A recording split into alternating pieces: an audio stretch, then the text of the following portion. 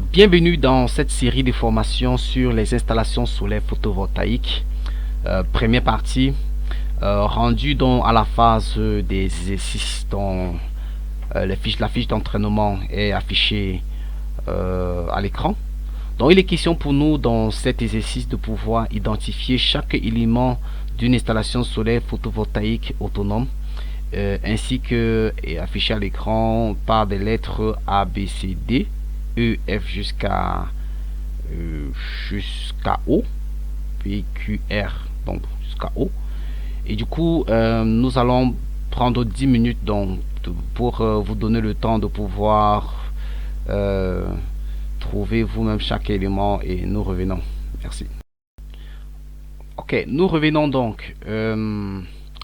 J'espère que vous avez eu le temps de bien faire cet exercice. Donc, nous commençons par par le A. A, c'est bien et bien là une structure portante.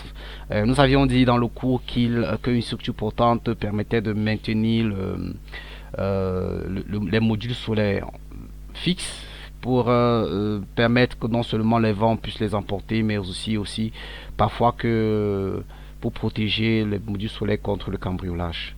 Bon, le B donc sert le champ solaire, bon, ou bien là spécifiquement c'est un module solaire, le B.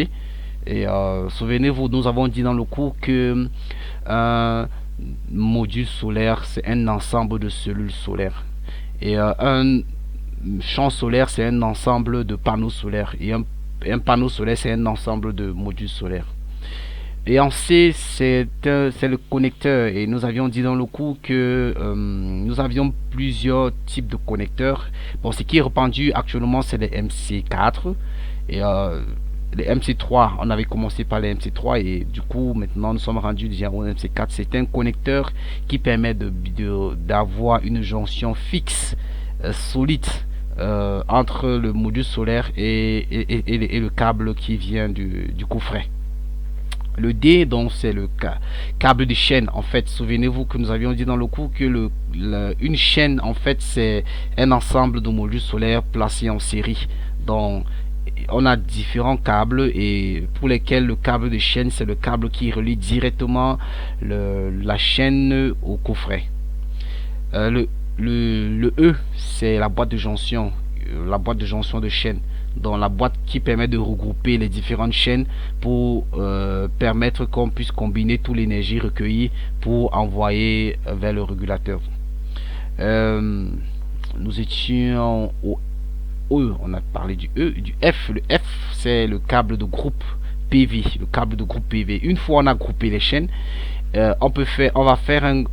aura un câble principal qui va acheminer toute l'énergie vers un autre coffret de jonction. Si l'installation est assez grande, donc on aura un autre coffret de jonction, mais si l'installation n'est pas très grande, donc ce câble là peut directement aller au régulateur de charge.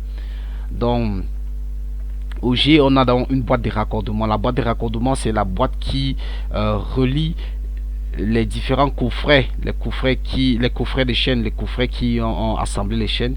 Donc on les relie ensemble maintenant pour aller directement vers le régulateur. Dans le H, c'est le contrôleur de charge. Dans son rôle, c'est de pouvoir stabiliser l'énergie recueillie par les modules solaires pour pouvoir charger la batterie. Souvenez-vous que le champ solaire est assez variable dans la production puisque le soleil n'est pas constant. Lorsqu'il y a production, le soleil fluctue beaucoup et du coup le régulateur de charge a pour rôle donc de stabiliser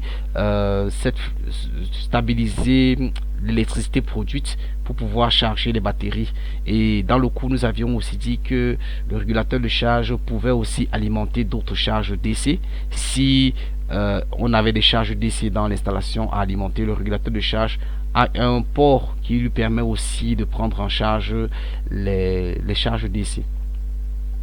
Le I, c'est la boîte de raccordement du régulateur batterie.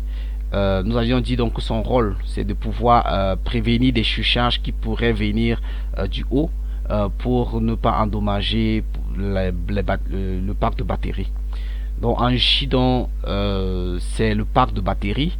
ou accumulateur, le pack de batterie donc qui permet de stocker l'énergie accumulée, de stocker l'énergie collectée par les panneaux solaires. Et cette énergie donc est stockée de sorte qu'on puisse réutiliser une fois la nuit tombée.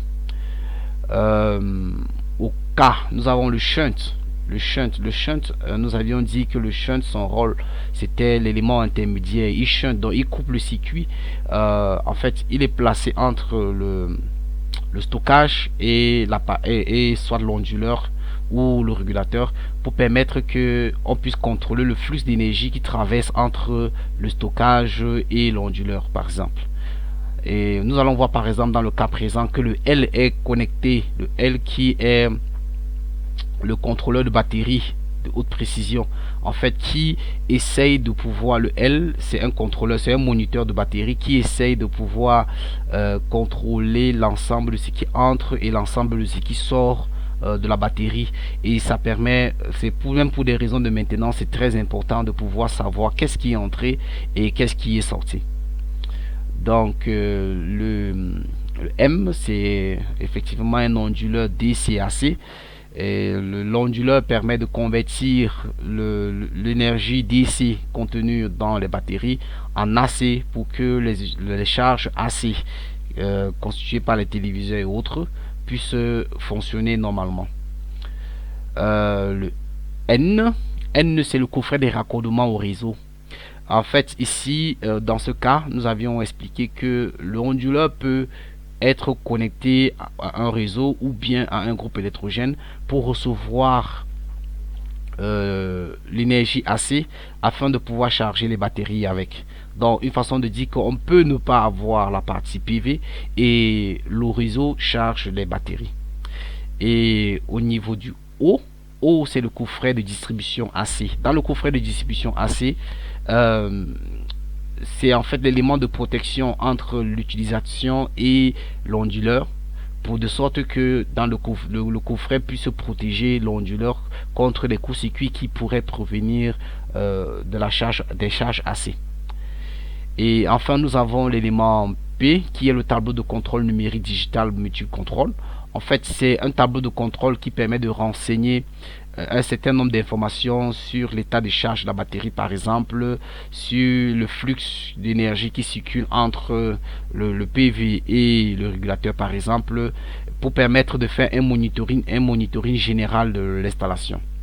Et très souvent, ce panneau de monitoring est connecté à l'onduleur qui va pouvoir donner des informations précises aussi sur l'état de consommation des charges, l'état de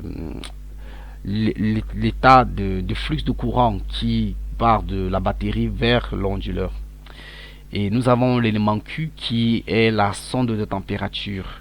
Et la sonde de température, c'est l'élément qui permet à chaque fois de pouvoir mesurer la température du parc de batterie pour que l'onduleur essaye à des moments d'adapter la charge au niveau de charge, à la température de la batterie. Parce que si pendant qu'il est en train d'envoyer des courants lourds à la batterie, si la température est trop élevée, et il pourra donc ajuster cette charge là pour ne pas endommager la batterie. Donc c'est pour ça que la sonde de température Q est hyper capitale. Donc ceci dit, donc voilà à peu près la correction de l'exercice, ce qu'il fallait faire pour pouvoir effectivement donner le rôle de chaque élément et identifier véritablement chaque élément d'une installation solaire photovoltaïque autonome.